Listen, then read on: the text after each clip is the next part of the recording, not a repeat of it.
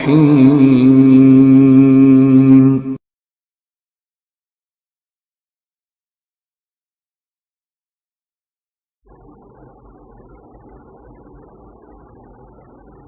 أعوذ بالله من الشيطان اللعين الرجيم بسم الله الرحمن الرحيم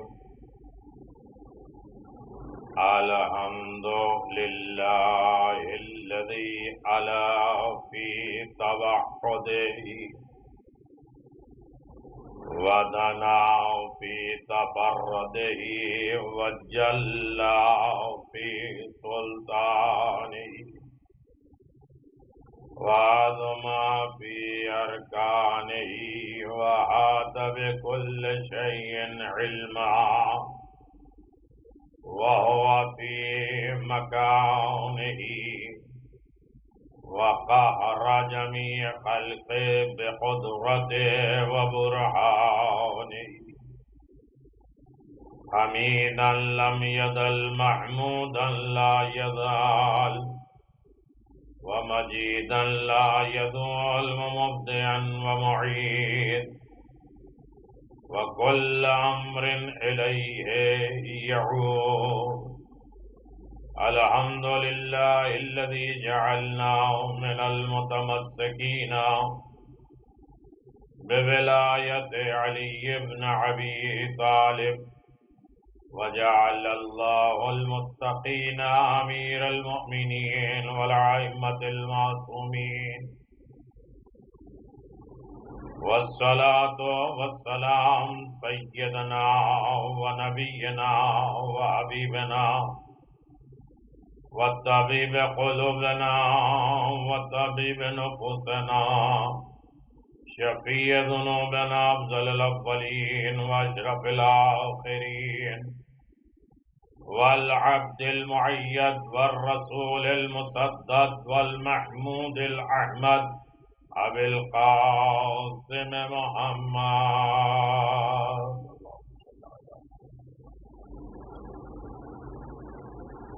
والصلاة والسلام خصوصا بالولاية المنصور بالوصاية يعصوب الدين وسيد الوسيم إمام المتقين مولانا أمير المؤمنين وعلى أولاده المعصومين الغر الميامين الأكرمين على أوصياء المنتجبين وعلى أولاد الأمير المؤمنين والسيدة الجليلة المخدومة المحرومة حق ميراث أبيها وعلى السبطين سيدين شباب أهل الجنة لا سيما على الحق الجديد وطلعة الرشيد وإمام المهدي القائم المنتظر المهدي عجل الله تعالى فرجه الشريف اللهم صل على محمد وآل محمد وعجل فرج آل محمد وعلى آله الطيبين الطاهرين المعصومين المنتجبين ولعنة الله على أعدائهم من الآن إلى قيام يوم الدين آمين يا رب العالمين أما بعد فقد قال الله تبارك وتعالى في محكم كتابه المبين وهو أصدق الصادقين وقوله الحق بسم الله الرحمن الرحيم إن الذين آمنوا وعملوا الصالحات كانت لهم جنات الفردوس نزلا صلوات بآواز بلند محمد و آل محمد. سامعین محترم، ناظرین گرامی قدر، ایصال ثواب کے ضمن میں آپ حضرات تشریف فرما ہیں۔ ایصال ثواب کی مجالسیں اور اس کے فیض اور برکات کم از کم یہ ہے کہ جو فرش عزا پہ بیٹھنے والی قوم ہے، تعزیت دینے والی قوم ہے، یہ رحم و کرم کی مالک ہے۔ بہت بڑے الزامات سے ہم اس فرش عزا اور تعزیت اور ہمدردی دینے کی وجہ سے ظالم کے الزام سے، ظلم کے الزام سے بچ جاتے ہیں۔ یہ قوم سب کچھ ہو سکتی ہے، نہ ظلم کرتی ہے نہ ظلم پسند کرتی ہے، اس لیے کہ یہ مرنے والوں سے اتنی ہمدردی کرتی ہے تو جینے والوں سے کتنی ہمدردی کرے گی۔ توجہ کرتے رہیے گا۔ کسی کے گھر ایصال ثواب اور پرسے کے لیے جانا، غم اس کے گھر میں موجود ہے لیکن آپ وہاں جا رہے ہیں، رحم آپ کو آ رہا ہے اس کے غم، اس کی مصیبتوں میں۔ ایصال ثواب کی مجلس، یہ مجالس قوم شیعہ کے جذبہ رحم کو عام کرنے کا اعلان ہے۔ یہ قوم رحم کا جذبہ رکھتی ہے۔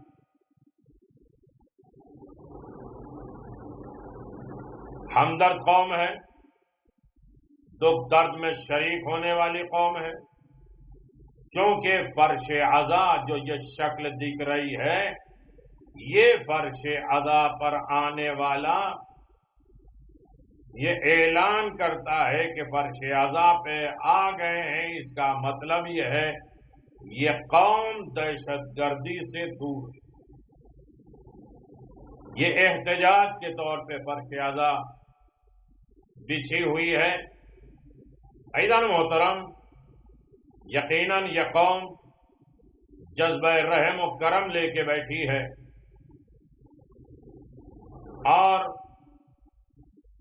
یہ 10واں 40واں صیام کرتے ہیں اور رحم کا پیغام دیتے ہیں۔ وہ قومیں جو جنازے کو دفن کر دیتی ہے، ختم کر دیتی ہے، نہ 10واں ہو نہ 20واں ہے نہ 40واں ہے، اس قوموں میں رحم کہاں آئے؟ اس لیے کہ انہوں نے اپنے مردوں کو فراموش کر دیا۔ یہیں سے ظلم کی بنیاد ہوتی ہے۔ جب آپ فرش عزا پہ بیٹھے، ایصال ثواب کے لیے بیٹھے ہیں، تو اعلان عام ہے کہ یہ قوم ہمدرد ہے، رحم و کرم کی سرپرست ہے، قوم ہے۔ آپ عزاداری کے فرش پر بیٹھے ہوئے اور تعزیت کی مجلس میں آئے ہوئے، اگر امام کی عزاداری نہ ہوتی تو مظلوم کے ہمدرد بھی کوئی نہ ہوتا۔ جب یہ قوم جب فرش امام پہ بیٹھے گا تو درد عوام ضرور رہے گا۔ جب انسان عوام کے ساتھ نہیں بیٹھے گا تو امام کو کیا یاد کرے گا؟ اس بنیاد پر یہ مجلس چہلم کا انعقاد ہے۔ خوش نصیب ہیں لوگ جو آپ اپنے مرنے والے کو یاد کر رہے ہیں اور آج بھی ان کے نامہ اعمال کھلے ہوئے ہیں، انہیں بھیجنے کی کوشش کر رہے ہیں۔ آن لائن مجلسیں ہیں، چہرہ دیکھ کر، جذبات دیکھ کر، حالات دیکھ کر مجلسیں پڑھی جاتی ہیں، لیکن چونکہ ایصال ثواب ہے، ہمیں ثواب دینا ہے۔ لہذا آپ سے گزارش ہے کہ ایک مرتبہ سورہ حمد، 3 مرتبہ سورہ اخلاص کی تلاوت کر کے سیدہ فردوس جہاں بنت سید اسد عباس کی روح مقدسہ کے لیے آپ ایصال کر دیجئے۔ یہ آپ کا بیٹھنا، خیر کرنا، صلوات پڑھنا، مجلسیں سننا، یہ سب ایصال ثواب ہے اور قوم زندہ ہی رہتی ہے ایصال ثواب کی وجہ سے، اس لیے کہ یہ 2 پارٹیاں ہیں۔ مرنے والا چلا جائے تو قبر میں ہاتھ نہ ملے، بلکہ اسے کہا جائے نا امید نہ ہو، تمہارے رشتہ دار زندہ ہیں، وہ بھیجتے رہیں گے۔ اور زندوں کے جو مردے چلے جاتے ہیں، مرنے والے چلے جاتے ہیں، ہم زندہ ہاتھ نہ مولیں کہ ہم نے اپنے مرحوم کی خدمت نہیں کی، کہ اب بھی وقت ہے اپنے معصومین کے ذریعے، قرآن کے ذریعے، دین کے ذریعے، اچھائیوں کے ذریعے، نیکیوں کے ذریعے اپنے مرحوم اور مرحومہ کو یاد کر لیجیے۔ اس بنیاد پر سورہ فاتحہ کی گزارش ہے آپ حضرات پڑھ کے انہیں بخش دیں۔ اور محمد و آل محمد صلوات۔ سیدہ فردوس جہاں بنت سید اسد عباس، یہ مجلس بھی منعقد ہو رہی ہے سید نذیر حسن کی طرف سے، یہ مجلس منعقد ہو رہی ہے۔ پروردگار ان کے تمام جذبات، ہمت اور یہ نیکیاں کار خیر بارگاہ رب العزت قبولیت کے ذریعے مرنے والے تک بہترین اجر و ثواب ملے، اور وہ کسی طرح سے حق سے سبکدوش ہونے کے لیے تیار ہو گیا۔ عزیزان محترم، صلوات پڑھ دے محمد وآل محمد، سورہ فاتحہ ہو گیا، اور یقیناً جو بھی نیکیاں سنیے گا اسی مرحومہ کے نیت سے سنیے گا تاکہ ان کو اجر و ثواب ملتا رہے۔ اور مجلس ایصال ثواب کے ضمن میں میں کہتا ہوں کہ مرنے والے کو زیادہ نہیں بلکہ زندوں کو اس کا اثر و اجر و ثواب ملتا ہے، اور تربیت کے عنوانات ملتے ہیں، اور سمجھنے اور بجھنے کے راستے ملتے ہیں، اپنے آپ کو سجانے اور سنورنے کے راستے مل جاتے ہیں۔ عزیزان محترم، ایک مومنہ کی ایصال ثواب کی مجلس ہے، 40واں ہے، اور 40ویں کی بھی بنیاد عظیم ہے۔ 40واں کیوں ہے، کیسے ہے، کس بنیاد پر ہے، وہ آپ سنتے رہتے ہیں۔ کم از کم 40 روایتیں حدیثیں ہیں 40ویں کی۔ تو میرے عزیزو، ہم حسین ابن علی کا 40واں منانے والے۔ اللہ نے 40 دنوں پہ کتنی دولتیں دی ہیں، وقت نہیں ہے ان تمام چیزوں کی تشریح کرنے کے لیے۔ سورہ کہف کی 107 نمبر کی آیت کی تلاوت میں نے کی ہے، اور اسی اعتبار سے کی ہے، ان الذین آمنوا وعملوا الصالحات کانت لہم جنت الفردوس نزلا۔ تحقیق جو لوگ ایمان لائے، عمل صالح کیے، نیک کام بجا لائے، انہیں جنت الفردوس میں ٹھکانہ ہوگا۔ عزیزان محترم، جنت ایک اور ہے، جنت الفردوس ایک اور ہے۔ یہ نام کے اعتبار سے ہم تھوڑا فائدہ اٹھا رہے ہیں۔ مومنہ کا نام فردوس ہے، اور یقیناً یہ بشارت الہی ہے کہ وہ فردوس میں ہے، اس لیے کہ فردوس کی جنت شہیدوں کے لیے ہے، اور محبت اہل بیت میں مر جانے والے شہید ہوتے ہیں۔ امیر المؤمنین کا خطبہ ہے، شہادت کے بعد جنت الفردوس دیا جائے گا۔ جنت الفردوس کا مقام کیا ہوگا، اس کی تعریف اور توصیف امیر المؤمنین نے بہت بڑی فرمائی ہے۔ 1000 یہ ملے گا، 1000 میں یہ ہوگا، 1000 یہ ہوں گے، 1000 تخت ہوں گے، 1000 دولتیں ہوں گے، 1000 خدمت گزار ہوں گے، 1000 محل ہوں گے، 1000 سکون ہوں گے، خدمت گزار ہوں گے، سب 1000 ہی 1000 میں۔ اور علی جو فضائل بیان کر رہے ہیں فردوس کی، جنت الفردوس جنت کے بہترین درجے کا نام ہے، بلند ترین مقام کا نام ہے فردوس۔ جنت الفردوس کی باقی جنتوں سے بالکل وہی نسبت ہے، باقی جنت اور ہے، فردوس کی جنت اور ہے، دونوں میں وہ نسبت ہے جتنی روایت میں ہے کہ محمد اور آل محمد کی باقی مخلوق سے جتنے نسبت پائی جاتی، ہم کہاں اور محمد اور آل محمد کہاں، اسی طرح جنت کہاں، فردوس کہاں۔ ایک صلوات پڑھ دے محمد و آل محمد۔ تو عزیزان محترم، ایصال ثواب کی مجلس ہے، اور ایصال ثواب کے ضمن میں آپ حضرات تشریف فرما ہے۔ موت برحق ہے، جو لوگ خدا کو نہیں مانتے وہ بھی موت کو مانتے ہیں۔ موت کا ذریعہ ہمارا نہ منطق چاہتی ہے، نہ فلسفے دیکھتی ہے، نہ قانون دیکھتی ہے، نہ سبیل دیکھتی ہے۔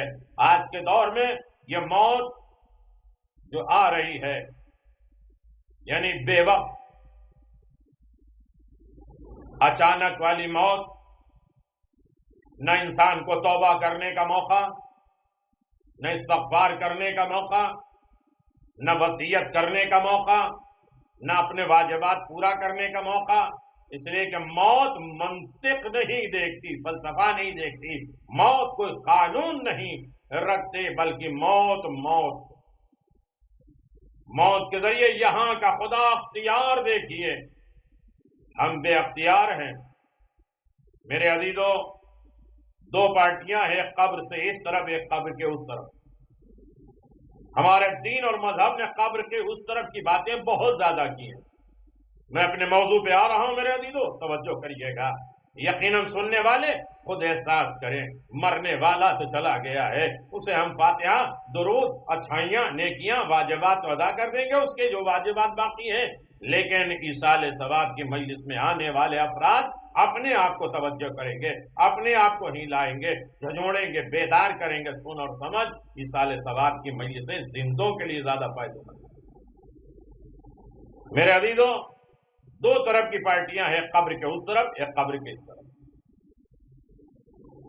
ہم نہ وہاں جا سکتے ہیں نہ وہ ہمارے تک آ سکتے ہیں، ہمارے اختیار میں کچھ بھی نہیں، لیکن اللہ نے موت کے اس طرف، قبر کے اس طرف کے پیغامات بہت دیے، اور ہم ایصال ثواب کر کے یہ بتاتے ہیں دنیا والوں کو، جو قوم مرنے والے کا اتنا اہتمام کرتی ہے وہ زندوں کا کتنا خیال کرتی ہے۔ اللہ اکبر۔ ہم بااختیار نہیں ہیں تو کچھ لوگ تو بااختیار ہیں نا۔ ہم جب ایکسپورٹ امپورٹ کا کام کرتے ہیں، یہاں کا مال وہاں پہنچاتے ہیں تو اس کے لیے ڈھونڈتے ہیں کہ یہاں کا جو مال جائے گا اس کمپنی تک پہنچ پائے گا یا نہیں، یہاں کا مال وہاں اور وہاں کا مال یہاں آ جائے پارسل، تو دو ہی چیزیں ہوتی ہیں، وہاں کی کمپنی کا، یہاں کے کمپنی کا تسلسل رہے، یہاں کی کمپنی کا اختیار وہاں بھی ہو اور وہاں کی کمپنی کا اختیار یہاں ہو۔ اسی لیے ہم اپنی ساری نیکیاں اپنے بہاف پہ نہیں بھیج رہے ہیں، مجلس حسین کے ذریعے بھیج رہے ہیں۔ حسین جو یہاں بھی بااختیار ہے، حسین جو وہاں بھی بااختیار ہے، آتے ہیں تو آسمان والوں کو بخشتے ہیں اور جاتے ہیں تو زمین والوں کو بخشتے ہیں، یہ بتلانے کے لیے کہ قبر کے ادھر بھی حسین کا اختیار ہے، قبر کے اس طرف بھی حسین کا اختیار ہے۔ صلوات پڑھتے محمد و آل محمد۔ تو میرے عزیزو، خلق الموت والحیات، خدا کی دونوں مخلوق ہے، اور اللہ تبارک و تعالیٰ یہ اعلان فرماتا ہے انا للہ و انا الیہ راجعون ثم الینا ترجعون، پھر تم پلٹاؤ جاؤ گے، بلائے جاؤ گے۔ موت کی تمنا ہے، موت کی آرزو ہے، موت کا انتظار ہے، لیکن حادثاتی موت نہیں۔ وقت اور حالات ملے، میرے عزیزو، ہر جگہ قرآن مجید نے حیات کا تذکرہ کیا، لِيُنذِرَ مَنْ كَانَ حَيًّا۔ یقیناً موت بھی عجیب طریقے کی ہے اور حیات بھی الگ ہے۔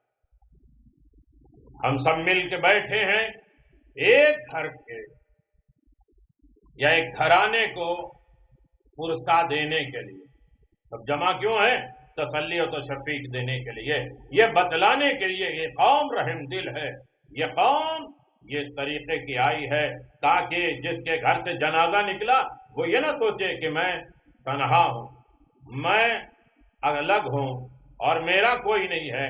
بھائیان محترم، میں نے آپ کے خدمت میں گزارش کیا، دو آیتیں ہیں قرآن مجید میں، ایک سورہ مومنون میں ہے جہاں فتح، کامیابی، مومنوں کی علامتیں، اور اس کے بعد پروردگار نے اعلان فرمایا ہے یہی لوگ جنت الفردوس کے وارث۔ میں یہ جملہ گزارش کر دوں، تھوڑی دیر توجہ کے ساتھ سیریس ہو کے آپ سن لیجئے میرے عزیزو، جنت الفردوس جنت کی بہترین درجے کا نام ہے، اعلیٰ مقام کا نام ہے جنت الفردوس۔ مجموع البیان میں رسالت مآب احمد مصطفیٰ محمد مصطفیٰ صلی اللہ علیہ وآلہ وسلم فرماتے ہیں جنت کے 100 درجے ہیں، ہر 2 درجے کے درمیان زمین اور آسمان کے درمیان کے فاصلے کا نام۔ فردوس کے بلند سے جنت کے 4 نہریں، فردوس جنت سے بلند ہے اور اس کی 4 نہریں ہیں، یعنی دودھ، پانی، شہد، شراب۔ آپ کہیں گے یہ سال ثواب کی مجلسیں دنیا میں، میرے عزیزو یاد رکھیے گا اللہ کی ہر نعمت وَسَخَّرَ لَكُمْ، ہم نے تمہارے لیے نعمتوں کا وجود دیا، ظاہری نعمت، باطنی نعمت، چھپی ہوئی نعمت، اوپن نعمت، ہر نعمت، نعمت الہی جو گنی نہیں جا سکتی۔ پروردگار نے کتنی طریقے کی نعمتیں جو ظاہراً دیا ہے، کھانا پینا، سکون، اطمینان، رشتہ، قرابت داریاں، یہ ساری نعمتیں، یہ ساری دولتیں، سارے اطمینان، میرے عزیزو جس کے پاس نہ ہو اس سے پوچھو۔ اور باطنی نعمت، عقل، علم، ہدایت، یہ ساری باطنی نعمتیں، اور یہ ساری نعمتیں ایک جگہ اگر جمع کر لیا جائے، اور کہاں ساری نعمتیں ختم ہو جانے والی ہیں، انسان مر جائے گا، اس کی عقل ختم ہے، علم ختم ہو جائے گی، جو رہنمائی اس کی ختم ہو جائے گی، یہ دنیا کی ساری نعمتیں ختم ہو جائیں گی، لیکن ایک ایسی نعمت ہے اللہ کی جو کبھی تمام نہیں ہوگی، جو جنت۔ آسانی سے نہیں جنت ملے گی، جنت یہی نہیں ہے کہ جا کے عیش کرنا۔ الفت آل محمد، یہ فرش پہ جو آپ بیٹھے ہیں یہ بھی جنت میں بیٹھے ہیں۔ میں دلیل پیش کروں گا میرے عزیزوں۔ جب امام رضا علیہ الصلوۃ والسلام کو ظالم نے بلایا ہے اور ایسی جگہ رکھا ہے جہاں چاہنے والے جاتے ہیں تو گھبرا جاتے ہیں، مولا آپ کا قیام یہاں رکھا گیا ہے، میرا آنے کا دل نہیں چاہ رہا ہے، اتنی بدبو ہے، اتنی خرابی ہے، آواز یا چاہنے والے گھبراتے کیوں ہو؟ ہم اور ہیں، جہاں آتے ہیں وہ جگہ جنت بنا دیتے ہیں۔ آپ فرش عذاب پہ تنہا نہیں بیٹھے ہیں، اگر ائمہ معصومین کو اپنے دعوت دے دیا، بلا لیا ہے تو آپ جنت میں بیٹھے۔ ایک اور دلیل، جناب فضہ سے جناب بلال یہی کہہ رہے تھے کہ فضہ یہ بتاؤ جنت میں تمہارا مقام کیا ہے، تمہاری منزل کیا ہے، تمہارے درجے کیا ہیں اور میرے کیا ہیں، کون عالی ہوگا؟ بہت دیر سننے کے بعد جناب فضہ نے کہا کہ بلال کیا بات کرتے ہو، جنت؟ میں تو جنت میں رہتی ہوں، حسنین کے ساتھ رہنا جنت ہے۔ صلوات بر محمد وآل محمد۔ تو میرے عزیزو، جنت جنت الفردوس میں آپ رہتے ہیں، اور اس بات کی اطمینان ہے کہ جنت جنت ہے، یعنی 4 نہریں جاری ہوں گی، دودھ، پانی، شہد، شراب۔ یہ آیت سے الگ مراد ہے کہ جناب ابو ذر، سلمان، مقداد، عمار، لیکن یہ ساری نیکیاں، خوبیاں جہاں جمع ہو جائے کہ الذین یرثون الفردوس، فتح، کامیابی، مومنوں کی کوالٹی، علامتیں، سب کچھ ہے، اس کے بعد اعلان ہے کہ ان لوگوں کو فردوس سے جنت کا وارث بنایا جائے۔ جنت کم نہیں ہے، جنت بڑی قیمتوں سے ملے، جنت کا بہت بڑا مقام ہے، درجہ ہے۔ میرے عزیزوں، خوش نصیب ہیں جو اس فرش پر آ کے بیٹھتے ہیں تو اپنے آپ کو عرش کی بلندی پہ محسوس کرتے ہیں، فخر سمجھتے ہیں۔ جنت کس کے رہنے کی جگہ ہے اور کس کے استراحت اور آرام کے لیے خلق کی گئی ہے، قرآن کریم اور احادیث میں ذکر ہے، پھر بہت اختصار سے گفتگو ہو رہی ہے۔ پہلی چیز ہے الایمان، وعد اللہ الذی وعد اللہ المؤمنین والمؤمنات جنات تجری من تحت الانہار خالدین فیہا۔ یہ مومنین اور مومنات سے وعدہ ہے، یعنی جہاں مومن جنت کا مستحق ہے وہیں مومنات۔ اللہ کے نزدیک دونوں کا رتبہ برابر ہے۔ من عمل صالحا من ذکر او انثی، مومن مرد ہو یا عورت ہو، مرے گا اسے حیات طیبہ دیں گے اگر ایمان کے ساتھ عمل صالح دیں۔ تو پہلی شرط میں گزارش یہ کر رہا تھا کہ دنیا کی ساری نعمتیں تمام ہو جائیں گی، جنت باقی رہے گی، اور جنت ملے گی کسے؟ کہ ایمانداروں کو ملے گی۔ ایماندار انسان کیسے ہوگا؟ کہ عمل صالح کرنے والا ہوگا۔ عمل صالح انسان کیسے کرے گا؟ کہ جب ہدایت پر عمل ہوگا۔ ہدایت کیسے ملے گی؟ کہ جب ہادی کے نقش قدم پہ چلے گا۔ دنیا کی ساری نعمتیں تمام ہوگی، جنت باقی رہے گی، جنت ملے گی مومنوں کو۔ مومن کون ہوگا؟ جس کے ایمان حرکت دکھلائے عمل صالح اور نیکی اچھائی کی طرف سے، اور نیکی اچھائی مل ہی نہیں سکتی جب تک ہدایت نہ ہو، اور ہدایت ہو ہی نہیں سکتی جب تک ہادی کی اتباع نہ کیا جائے، اور ہادی بھی ادھر سے آتا ہے، اور جو ادھر سے آتا ہے وہ غلطیاں نہیں کرتا ہے۔ اب آ جائیے مجلس میں میرے عزیزو، اسی لیے اللہ نے ابابیل کو بھیجا تھا، کسی فرشتے، کسی ملک، کسی جن کو نہیں بھیجا تھا۔ کن فیکون کا مالک تھا، ابرہہ کے لشکر کو ویسے بھی ختم کر دیتا، لیکن یہ بتلانا تھا کہ دنیا والوں جو میری طرف سے آتا ہے وہ غلطیاں نہیں کرتا ہے، کہ بعد میں جانور یہ کہے کہ بھائی ہم نے عبد المطلب کے لشکر پہ گرا دیا، سوری ہمارے پاس عقل و ہنر نہیں تھا۔ کہا نہیں، یہی بتلانا ہے جو میری طرف سے آتا ہے وہ غلطیاں نہیں کرتا، جو غلطیاں کر دے وہ میری طرف سے نہیں ہوتا۔ اب خود ہی لڑائی جھگڑے کی بحث کی ضرورت ہی نہیں ہے، جو آنے کے بعد رہنمائی اور رہبری کے دعویٰ کرے اس کے اندر غلطیاں بھی پائی جائے تو اس کا مطلب وہ خدا کا نمائندہ نہیں ہے، بندوں کا چناؤ۔ تو جنت بہرحال جنت جس کو ملے گی ایمانداروں کو ملے گی۔ دوسری شرط ہے اعمال صالح، نیکوکار، اچھائی، یہ یاد رکھیے گا ایمان کا تعلق، ایمان اور عمل صالح یہ دو دولت ہے جنت کے لیے. لیکن یاد رکھیے گا کہ ایمان یہ عقیدے سے متعلق اصول دین اور عمل صالح یہ فروع دین سے متعلق ہے. قرآن کہتا ہے عمل صالح کے لیے وَادْخُلِ الَّذِينَ آمَنُوا وَعَمِلُوا الصَّالِحَاتِ جَنَّاتٍ تَجْرِي مِن تَحْتِهَا الْأَنْهَارُ خَالِدِينَ فِيهَا بِإِذْنِ رَبِّهِمْ. ابراہیم، سورہ ابراہیم میں جنت میں وہی جائے گا جس کے پاس ایمان اور عمل صالح کی دولت ہو. ایمان عقائد اور اصول دین سے ہے اور عمل صالح فروع دین سے ہے. عمل صالح کے بغیر ایمان نہیں، اور ایمان آ جائے تو عمل صالح ہونا ہی ہونا. اس کے بعد ایک چیز ہے تقوی اور پرہیزگاری. جنت کی علامتوں میں سے میں بتاؤں، ابھی بات اور آگے آئے گی. ان المتقین فی جنات العیون، یقیناً جنت کے باغات، چشمے تو متقیوں کے لیے ہیں. یہ جنت کے دروازے متقیوں کے لیے کھولے گئے، پرہیزگاری کے لیے کھولے ہیں. عزیزان محترم، چوتھی چیز ہے نفسانی خواہشات کی مخالفت کرنا. لن یجوز الجنہ الا من جاء تصنیفو، فقط وہی جنت میں جائے گا جس نے اپنے نفس سے جہاد کیا.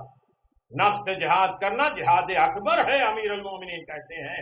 اسی لیے یوسف اور زلیخا کے واقعے میں یہ ثابت ہے کہ جنت کا حقدار کون تھا، اور جس نے اپنے نفس پہ کنٹرول کر دیا، جہاد کر لیا، اسے اللہ نے جنت کی بشارت دے دی. ایک صلوات پڑھ دیں، محمد و آل محمد وعجل فرج آل محمد.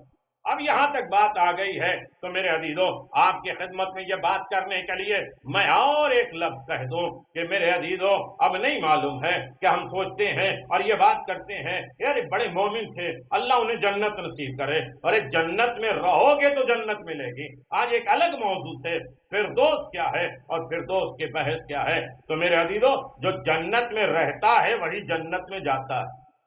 ایک میرا فلسفہ ہے اور نئی طریقے کے کئی اشرے پڑھے ہیں اس ضمن میں، لیکن ایک اشارہ میں آپ کے خدمت میں کر دوں کہ جنتیوں کی نشانی کیا ہے. قرآن مجید نے جنت کا لفظ 70 ٹائم ہے. 70 لفظ جنت کا آیا ہے اور 70 ہی مرتبہ قرآن آیا. جتنی مرتبہ قرآن آیا ہے اتنی ہی مرتبہ جنت آئی. مرنے کے بعد جنت نہیں ہے. یہاں جنت دنیا میں بنائی ہوگی تو وہاں ٹرانسفر ہوگا. ابھی ہم نیکی کر رہے ہیں، مثال ثواب کر رہے ہیں، کسی کا فاتحہ پڑھ رہے ہیں تو ایک فاتحہ اس تک پہنچے گا، 9 فاتحہ ہمارے نام اعمال میں ہوگا. ہم صلوات پڑھیں گے تو ایک صلوات یقیناً اس مرحوم کے لیے اور امام کے لیے پڑھیں گے، 9 صلوات یا 10 صلوات ہمارے اوپر رحم و کرم کی ہوگی. خیارکم من تعلم القرآن. قرآن کے ساتھ جتنا ربط و ضبط بڑھتا جائے گا جنتی بنتا جائے گا. میں نے کہا نا کہ میرے پاس وقت نہیں ہے. یاد رکھیے جتنا ہمارا کنیکشن قرآن اور اہل بیت سے بڑھتا جائے گا ہم جنتی بنتے جائیں گے. جنات تجری من تحتها الانہار. دوسرا لفظ ہے مومن اور عمل صالح کرنے والا وہ جنتی ہے. من عمل صالحا من ذکر او انثی وهو مؤمن. جلدی جلدی پہنچ لیجئے. تیسرا چوتھا لفظ ہے محسنین. یقیناً جو انسان احسان کرے، اچھائیاں کرے، نیکیاں کرے تو یقیناً جنت میں جائے گا.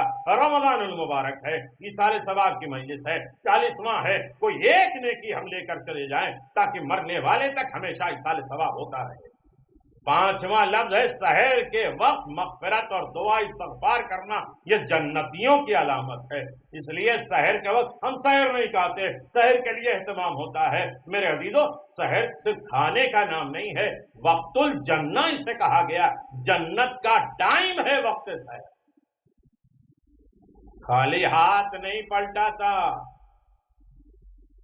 میں کیسے گزارش کروں؟ سامنے مجمع ہوتا، 2-4 لوگ بیٹھے ہیں، اس کے اعتبار سے گزارش کریں، چہرہ دیکھ کے، حالات دیکھ کے، وقت دیکھ کے، اور اسی اعتبار سے موضوعات دیکھ کر گفتگو ہوتی ہے. تو میرے عزیزوں، جنتیوں کی علامتوں میں سے میں نے کہا کہ ایک تو قرآن سے ربط و ضبط ہو، ایماندار ہو، عمل صالح کرنے والا ہو، محسنین کی فہرست میں ہو، اور سحر خیز ہو. سحر میں بیدار ہو، پوری رات جاگے نہیں. थोड़ी देर सोए और फिर एहतमाम के साथ खुदा के लिए उठे। ये वक्तुल जन्ना है। जनाब याकूब ने अपने बेटों के लिए जो माफी मांगने का वक्त तलब किया था वो है तलब सहर का वक्त, सहर के वक्त। जनाब इब्राहिम ने कहा सहर के वक्त हम दोस्त रखेंगे और दुआ मांगेंगे। जनाब मूसा छोड़ के जा रहे हैं मुझ खुदा से मोहब्बत करना, और सहर के वक्त होता रहता है। अल्लाह ने कहा मूसा वो झूठ बोलता है जो खुदा से दोस्ती करने का दावा करता है, लेकिन सहर के वक्त होता रहता है, इसलिए कि ये जन्नत का वक्त है। मेरे अजीजों, मौलाए कायनात अमीरुल मोमिनीन अली इब्न अबी तालिब अलैहिस्सलातु वस्सलाम, अब आइए आमादा हो जाए मेरा अजीजों। मौलाए कायनात अमीरुल मोमिनीन ने कूफे की मस्जिद में, तवज्जो करिएगा मेरे अजीजों, कमाल ये नहीं है कि हम कहें हम अली के चाहने वाले हैं, कमाल तो ये है कि अली कह दे कि ये मेरा चाहने वाला। मस्जिद कूफा है, एक शख्स इबादत कर रहा है, मौलाए कायनात मस्जिद कूफा में आए, देखा कोई कह रहा अलाफ अलाफ अलाफ अस्तगफिरुल्लाह अस्तगफिरुल्लाह अस्तगफिरुल्लाह, अंधेरा है, वो शख्स अली को पहचानता नहीं है। मौलाए कायनात ने एक सवाल किया, कौन? तो उसने कहा मैं अली का शिया हूं। पहचान क्या बताई मेरे, कुर्बान जान, यही साले सवाब की मजलिस, मोमिना की साले सवाब की मजलिस है, और यकीनन ये अच्छी बातें निकल रही हैं उनके किस्मत से। सोचा कुछ और, आप आमादा हो जाए मेरे अजीजों। मौलाए कायनात ने पूछा कौन? कहा कि अली का शिया। हजरत अली इब्न अबी तालिब का जवाब तो सुनिए। मौलाए कायनात ने जवाब दिया, जन्नत की बशारत दी, आवाज तुझे जन्नत हो। शहर के वक्त बेदार और कहते हैं हाँ, अली के शिया को होना ही ऐसा चाहिए कि जो सहर खेज हो। सलावत बर मोहम्मद व आले मोहम्मद, अल्लाह अल्लाह। अली के शिया को सहर खेज होना चाहिए, सहर के वक्त बेदार होना चाहिए, इस्तग़फ़ार करना चाहिए, दुआ करना चाहिए, मुनाजात करना चाहिए। मानने वाले नहीं हैं, इनका हक आपके माल पे नहीं है, तो वो शिया है। जो मांगने वाला नहीं है, माने नहीं, मांगे नहीं, अली खुद कहें ये मेरा, कब होगा? सिले रहमी। बस मेरे अजीजों, बहुत जल्दी मैं बात तमाम कर दूं।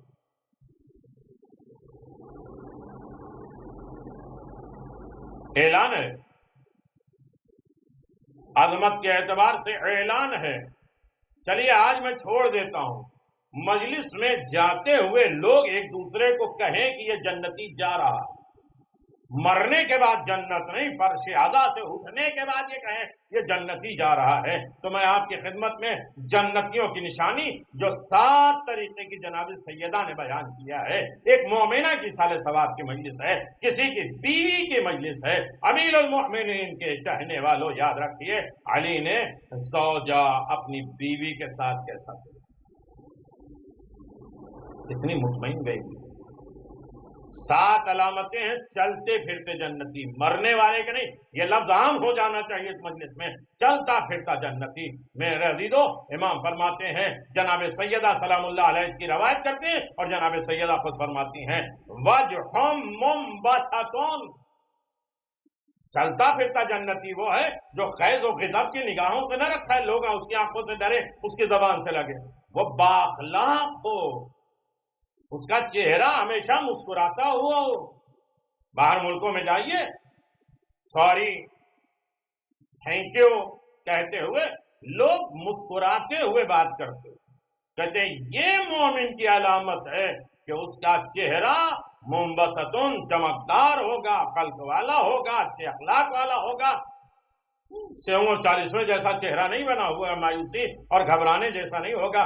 मोमिन अंदर से हजारों गम लिए होगा, लेकिन बाई फेस वो मुतमईन और खुश होगा। 27 माह रमजान मौलाए कायनात की खबर शहादत शाम पहुंची, तो कहा जश्न मनाओ, खुशियां मनाओ। امیر المومنین قتل علی کی خبر جب پہنچی کتنا خوش تھا وہ. ایک مرتبہ امیر شام کتنا بڑا دشمن تھا، اس نے کہا کتنے خوش خال کے انسان تھے، ان کا کردار نہیں مرے گا، علی قتل ہو گیا. تو دشمن جس کی تعریف کرے، کچھ اخلاق ہونا گناہوں کو ختم کر دیتا ہے.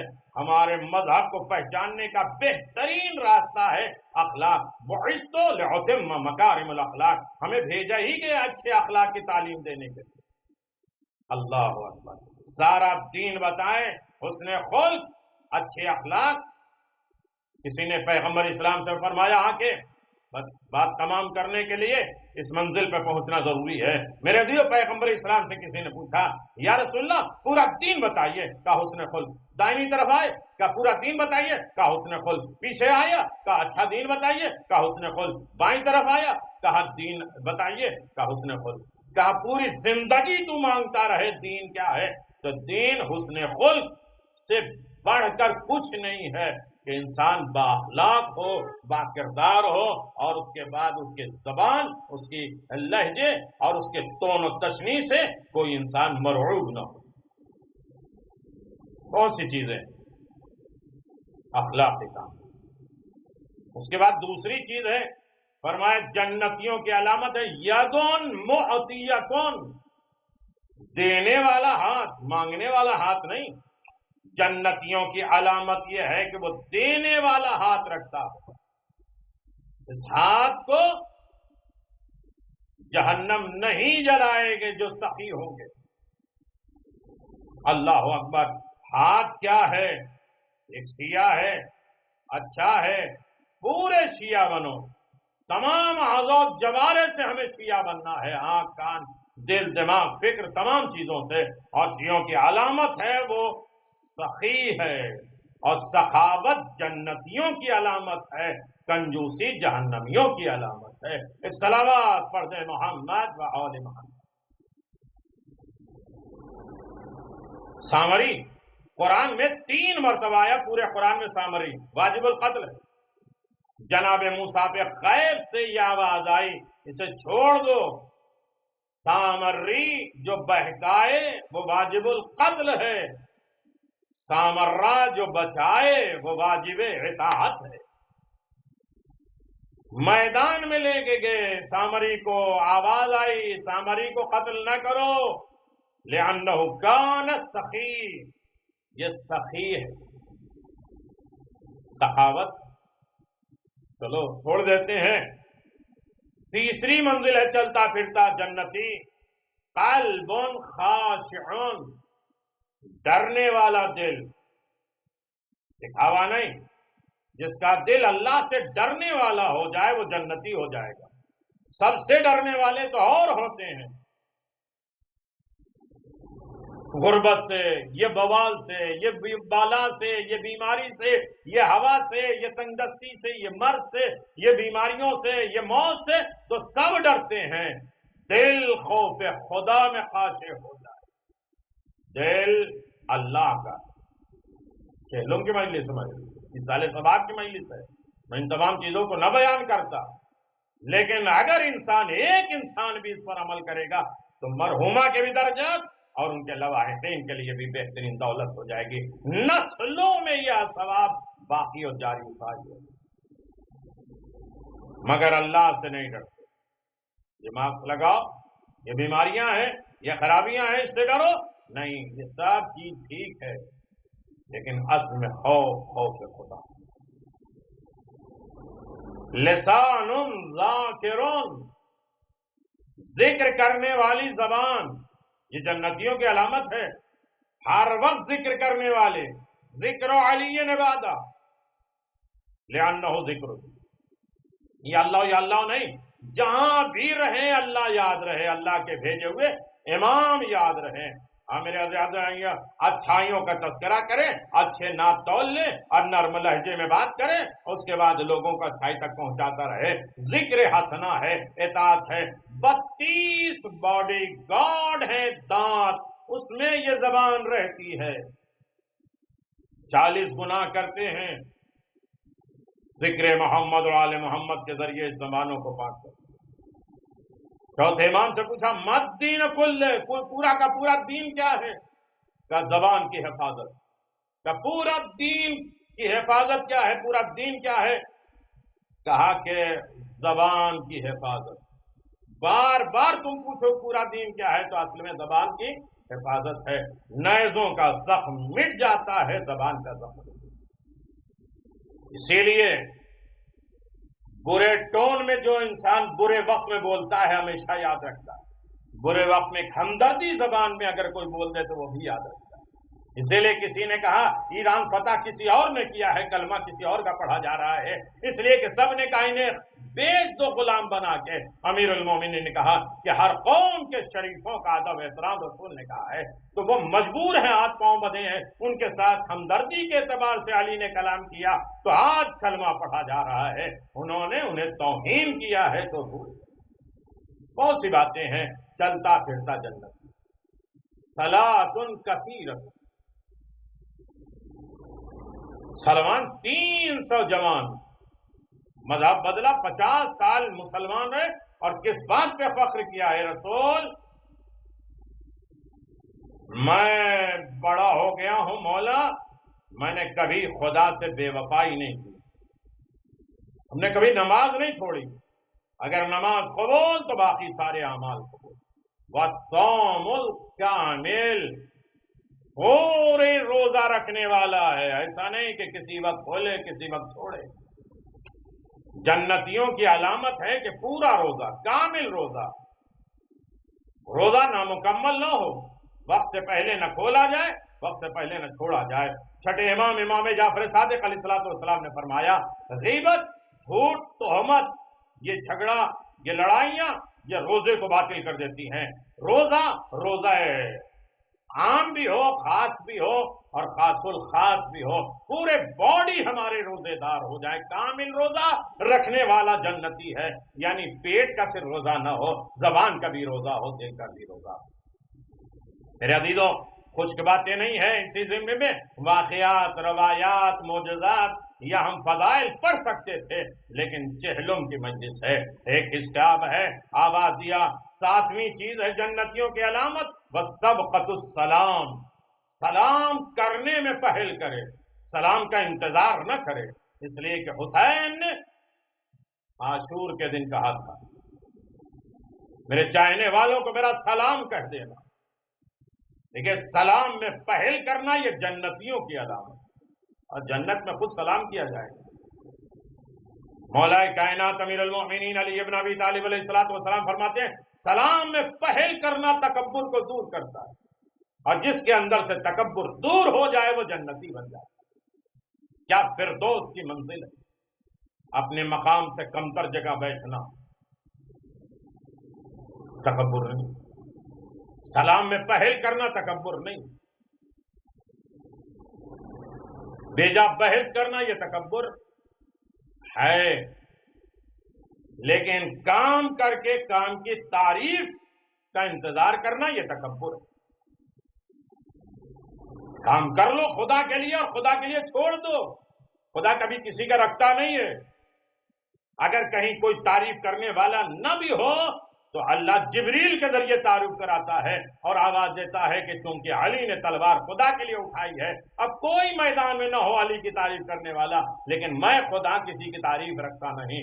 لا فتح الا علی، لا سیف الا باللہ، صلوات بر محمد وعلی محمد۔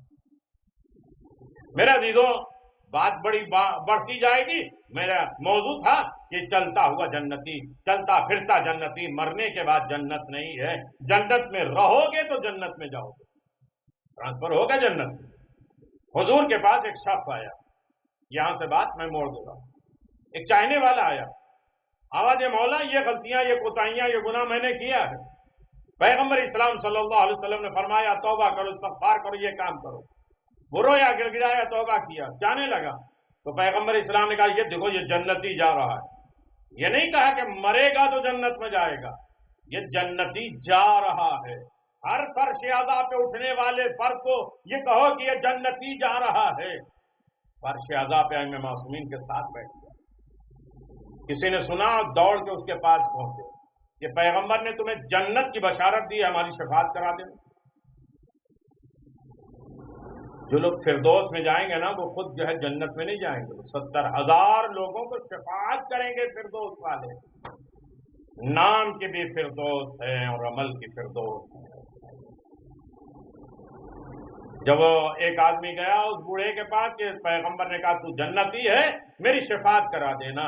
کہا سب کی شفاعت کروں گا، تمہاری نہیں کروں گا۔ کہا وہ کیوں؟ کہا شافعِ محشر کو چھوڑ کر میرے پاس آئے ہو۔ میرے عزیزو ہو گئی مجبور، کل کائنات کو بخشوانے کا ذریعہ رسول ہے، ان کو چھوڑ کر میرے پاس آئے ہو، بزم رسالت کو چھوڑ کر میرے پاس آئے ہو، تمہاری شفاعت نہیں کروں۔ میرے عزیزو جنت ہے کیا؟ ختم کر دیا، تلک الجنت التی نورث من عبادہ من کان تقیا۔ قرآن کہتا وہ ہے جنت، کس کو دوں گا؟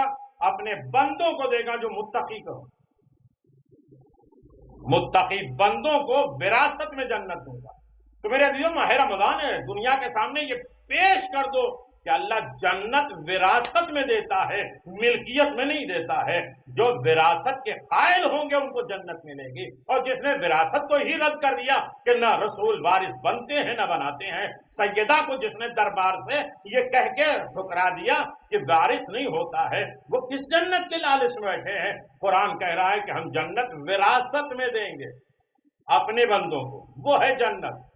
فرق یہ ہے کہ قرآن کہتا وہ ہے جنت دوں گا، وراثت میں دوں گا، لیکن حسین ابن علی عاشور کے کہتے ہیں ہاذہ الجنت التی یفتح الباب، یہ ہے جنت جو جنت کے دروازے کھل گئے۔ خدا کہتا ہے وہ ہے جنت، حسین کہتے ہیں یہ ہے جنت۔ فرق یہ ہے دونوں کی جنت الگ نہیں ہے، ایک ہی جنت ہے جنت دور، لیکن حسین نے اسے قدموں پہ بلا لیا۔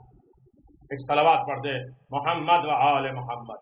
حسین ابن علی کے چاہنے والوں نے یہ دنیا کے سامنے آواز دیا کہ جنت دور تھی، لیکن ہم نے وراثت میں جنت بھیج دیا اور بچا دیا۔ ہاں میرے عزیزو جنت عالی ہے، وراثت میں ملتی ہے، وارث افضل ہوتا ہے وراثت سے۔ قرآن کے وارث، زمین کے وارث، جنت کے وارث۔ جنت کے وارث وہ ہیں جو جنت کے لباس اور جنت کے سامان جہاں رہے وہاں منگوا سکتے ہیں، اور جو وارث نہیں ہوتے ہیں جنت میں رہتے ہوئے بھی جنت سے نکالنے جانے کے وقت جنت کے سارے لباس اتروا دیے جاتے ہیں کہ تم مہمان جنت ہو، مالک جنت نہیں۔ میرے عزیزو جنت عالی تھی۔ اللہ اکبر۔ حسین ابن علی نے، یہیں سے بات میں شروع کرتا، لیکن بات تمام کر دینے کے لیے اسی بات کو میں آپ کی خدمت میں پیش کر دوں۔ اللہ اللہ کیسی جنت تھی! وہ جنت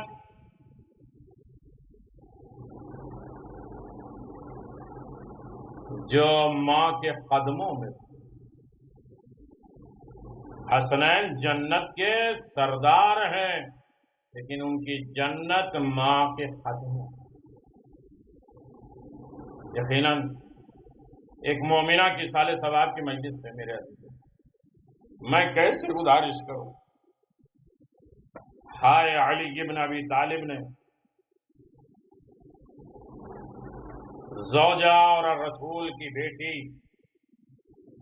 کہ وہ مصائب اور آلام کو کیسے برداشت کیا ہوگا۔ دو جملے ہیں میرے عزیزو، ایک طرف رسول کی بیٹی خود ان کی بیوی زوجہ کا جنازہ ہے، دوسری طرف قبر بھی بنانا ہے، بچوں کو بھی سنبھالنا ہے، اور ایسے مظالم، ایسے ظلم کے وقت جو ہر طرف علی کے گھر والوں کے دشمن ہیں، وہ آئے تھے تو پنجتن کو جلانے کے لیے رسول سے چلے گئے ہیں، باقی لوگوں کو جلانے کے لیے آئے ہیں، لیکن ہائے سیدہ دروازے پر آ گئی تاکہ پنجتن کے آثار، پنجتن کی علامتیں باقی رہ جائیں۔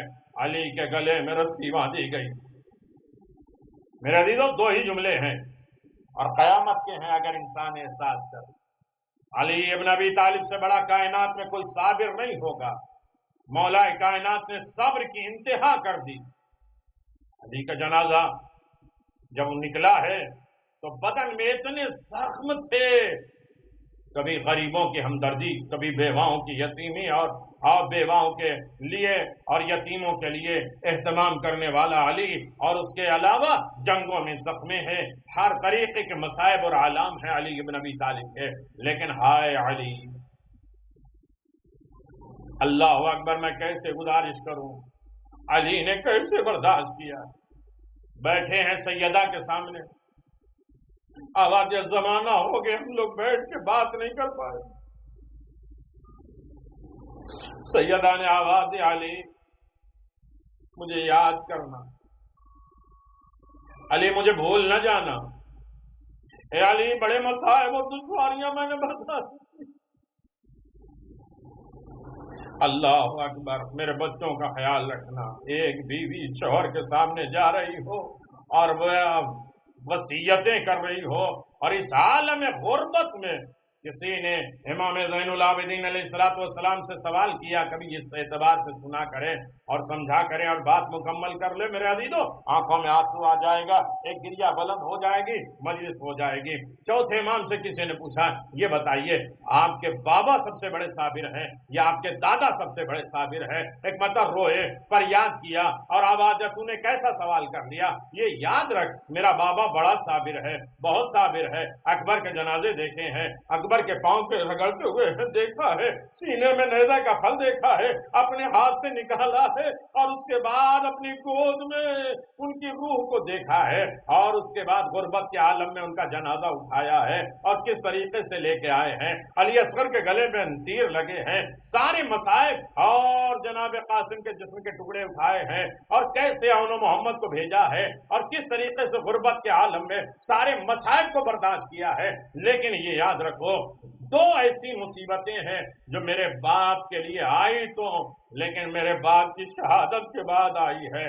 ایک خیمے کا جلنا، خیمے پہ حملہ کرنا. میرے عزیزو، پھر کبھی دوسری بات گزارش کریں گے. ہاں میرے عزیزو، تم نے احساس نہیں کیا، مولانا پوچھا آواز جائے وہ کیسے کہ آپ کے دادا سب سے صابر ہیں. کہا میرا بابا جب گھوڑے سے زمین پر آ گیا. ہاں میرے عزیزو، بیوی کیسی ہو اور کتنے مصائب لے کر جا رہی ہو، اور شوہر کتنا مجبور ہو اسلام کی بقا کے لیے اور کتنی زحمتیں برداشت کر رہا ہو. میرے عزیزو، مصائب کی انتہا ہے. اگر آپ متوجہ ہوئے، کہا چوتھے امام نے کہ جب ظالموں نے دیکھا میرے بابا گھوڑے سے زمین پر آ گئے، ہاں بدن میں زخم ہے، اور امام زمان کہتے ہیں اتنے حسین زخمی ہیں کہ ایک طرف کی ہوا پار ہو جاتی دوسری طرف. یہ امام کہہ رہے میرے عزیزو، یہ مبالغہ نہیں ہے. امام زمان کے نے فرمایا حسین کے بدن میں اتنے زخم تھے کہ ایک طرف کی ہوا دوسری طرف پار ہو جاتی ہے، اور اتنے زخمی تھے حسین کہ بہن بدن پہ بوسہ دینے کے لیے جگہ تلاش کر رہی ہے کہ جہاں بہن بوسہ دے سکے. لیکن ہائے غربت حسین، اور ایک اس عالم میں ہے نہ سکینہ اپنے بابا سے لپٹ کے بہن کر سکی، اور نہ اس کے بعد عزادار زینب نے اپنے بھائی حسین کو نہ بوسہ دیا اور رخصت نہیں کر پائے. کیوں؟ اتنے زخمی تھے حسین. ہاں میرے عزیزو، چوتھے امام کہتے ہیں یہ سارے مصائب ایک طرف ہیں. جب میرا بابا گھوڑے سے زمین پر آیا ہے تو ایک مرتبہ ظالم نے کہا جاؤ ذبح کر دو، تم ذبح کرو. وہ آیا اور آ کے کہا کہ شمر، اب حسین کے جسم میں کیا جان بچی ہے؟ حسین کے جسم میں کوئی جان باقی نہیں ہے. سنو گے ایک ہی جملہ ہے میرے عزیزو، نہیں ہے. وہ چلا گیا، دوسرے کو بلایا، وہ بھی واپس چلا گیا. یہاں تک کئی لوگ ذبح کرنے آئے، قتل کرنے کے لیے آئے. سب نے کہا حسین کے بدن میں کوئی جان نہیں ہے. ایک مرتبہ شمر کہتا میں امتحان لے کے بتاتا ہوں حسین کے بدن میں جان ہے یا نہیں. کہا کیسے؟ کہا اپنے گھوڑوں کا رخ خیمہ زینب کی طرف. اب یہ جملہ سننا تھا. زخمی حسین اپنی کوہنی پہ بلند ہوئے، آواز اے شمر، ابھی حسین زندہ ہے. حسین کی زندگی میں ان کے بہنوں کے خیمے کی طرف حملہ نہ کرو. اور زین العابدین نے کہا یہ میرے بابا کا صبر ہے، لیکن ہائے میرا دادا سامنے کھڑا ہے، دروازہ جل رہا ہے، پسلی ٹوٹ گئی، محسن شہید ہو گئے، اور غربت کے عالم میں علی سر جھکائے کہ دین محمد مصطفیٰ باقی ہے۔ کتنا صبر کیا ہے مولا کائنات نے۔ ہاں میرے عزیزو، اللہ آپ کو جزائے خیر دے۔ مجلس حسین کر رہے ہیں اور تسلی تو شفیع ہو جائے چاہنے والوں کو۔ ایک شوہر کو یقیناً بہت بڑا ساتھی ہوتا ہے۔ امیر المومنین ایک راستے سے جا رہے ہیں، کچھ لوگ یہ آپس میں بات کر رہے ہیں کہ مرد کی سب سے بڑی مصیبت کیا ہے، مرد کی سب سے بڑی تکلیف کیا ہے۔ ایک مرتبہ سب آپس میں کہہ رہے ہیں بچے کا نالائق ہو جانا شوہر کے ساتھ اس عالم میں ہے کہ بچے نافرمان ہو جائیں، بیوی کہنا نہ مانے، روزی روٹی نہ ہو، فتنے فساد ہو۔ ایک مرتبہ امیر المومنین پہنچے، ہم مولا سے پوچھا مولا یہ بتائیے مرد کی سب سے بڑی مصیبت کیا ہے۔ ایک مرتبہ امیر المومنین چیخ مار کے روئے اور آواز دیا مرد کے لیے سب سے بڑی مصیبت یہ ہے کہ مرد زندہ ہو، اس کے سامنے اس کے حرم پہ حملہ کر دیا جائے۔ وہ مرد کیسے برداشت کرے جس کے سامنے اس کے بیوی کی پسلی ٹوٹی ہو اور محسن شہید ہو گئے ہوں۔ ہاں میرے عزیزو، علی ابن ابی طالب سے جناب سیدہ نے ایک وصیت کی، میں ختم کر دے رہا ہوں۔ علی مجھے بھول نہ جانا، ہر جگہ میدان میں آنا۔ اور علی ابن ابی طالب کے ایسے ماحول تھے، بچوں سے کہہ رہے تھے زور سے نہ رو، کچھ دن تو ہوئے ہیں ظلم کے، لیکن ہائے علی جب وہ بچوں سے کہتے تھے کہ ماں کے مرنے پہ نہ رو، اور رو تو رومال یا کپڑا منہ میں ڈال دو تاکہ باہر مدینے کے باہر آواز نہ جائے لوگوں کے، اتنے ظالم ہیں جو بچوں کو رونے کے بلند آواز رونے سے منع کر رہے ہو علی۔ وہ ایک مرتبہ کیا دیکھتے ہیں کہ چیخ مار کے روتے ہیں۔ اے علی آپ کیوں چیخ مار کے روتے ہیں؟ کہ سیدہ کی پسلی ٹوٹ گئی۔ علی کو خبر نہیں ہوئی۔ علی ابن ابی طالب کے چاہنے والوں آخری جملہ، علی مجھے بھول نہ جانا، ہر منزل پہ مجھے یاد کرنا، میری قبر پہ آنا۔ علی قرآن پڑھ رہے ہیں قبر فاطمہ پہ، ایک مرتبہ قبر میں زلزلہ آیا، ہلنے لگی۔ علی ابن ابی طالب نے آواز دیا اے رسول کی بیٹی کیا بات ہے؟ آواز دیا علی قرآن بند کر کے گھر چلے جاؤ۔ کہا کیا ہوا؟ کہ میرا حسین پیاسا ہے۔ اللہ اکبر۔ میرے عزیزو یقیناً تمہارے لیے بڑا غم ہے، جنازہ تم نے اٹھایا لیکن اہتمام کے ساتھ اٹھا ہوگا، رات کی تنہائی میں تو نہیں اٹھا ہوگا، اور اس طریقے کے ساتھ لوگوں کے درمیان تو نہیں اٹھا ہوگا۔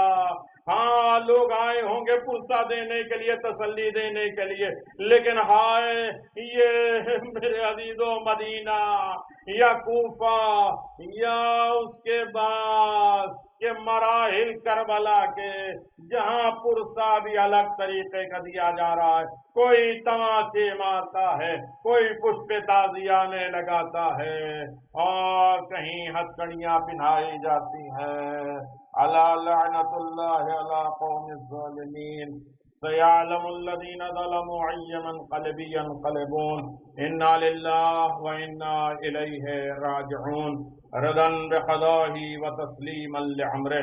پروردگار ہماری اس قلیل سی عبادت کو قبول فرما، پروردگار اسے قلیل نے بلکہ کثیر میں شمار فرما، پروردگار اسے حسن جزا کے ساتھ محشور فرما، ہمیں تمام فتنے آفات اور بلاؤں سے محفوظ فرما، اے حادثاتی موتوں سے محفوظ فرما، اے میرے کریم پروردگار یہ بیماریاں خرابیوں کو دور فرما، اے میرے کریم پروردگار ہم سب کے مرحومین کی مغفرت فرما، ہمارے زندوں کی حفاظت فرما، اے میرے اللہ امام زمان کے ظہور میں تعجیل فرما، اے میرے اللہ ہمیں امام زمان سے وابستہ ہونے کی دولت عطا فرما، تمام مومنین کو اپنے حفظ و امان میں رکھنا، صحت و سلامتی کے ساتھ رہنا، مرحومین کے درجات کو بلند فرما، خاص طریقے سے یہ مرحومہ کے فردوس جہاں مرحومہ کے درجات کو بلند کر دے، اعلیٰ علین میں مقام دے دے، قبر کو روشن کر دے، انہیں آج محسوس ہو کہ میرے رشتہ داروں نے جو تحفے بھیجے اس کی وجہ سے قبر کو جنت بنا دے، ان کے ثواب کی وجہ سے تمام قبروں کو اس کا اجر و ثواب عنایت فرمائے، ہم سب کو زیارت معصومین کا تحفہ عنایت،